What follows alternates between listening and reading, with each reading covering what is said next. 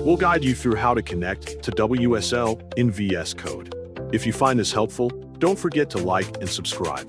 To begin this specific instructional tutorial, please make absolutely sure that you already have the reliable VS Code software properly downloaded and fully installed on your computer, alongside a working Windows subsystem for Linux distribution, such as Ubuntu, set up on your PC. After verifying those initial requirements, go ahead and carefully open your main VS Code application directly from your desktop. Once you are securely inside the VS Code interface, safely navigate directly over to the left sidebar menu and firmly click on the standard extensions icon. Next, carefully type WSL directly into the search bar located right at the top of that newly opened panel.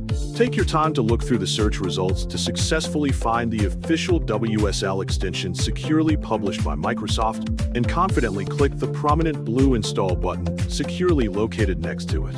Once the necessary installation process is completely finished, you can safely close your entire VS Code application window for a brief moment.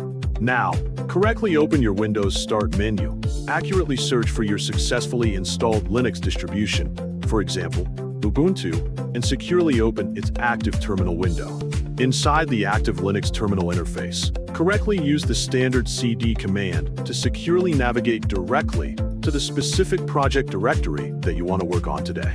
Once you are safely situated inside the completely correct target directory, simply type the word code, followed by a space and a single period, and firmly press the Enter key on your keyboard.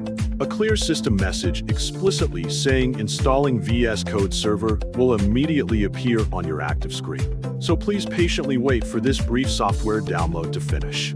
After that completes, the VS Code application will automatically launch a completely new functional window successfully connected directly to your underlying Linux environment. To properly verify this connection, look all the way down to the absolute bottom left corner of the main VS Code window.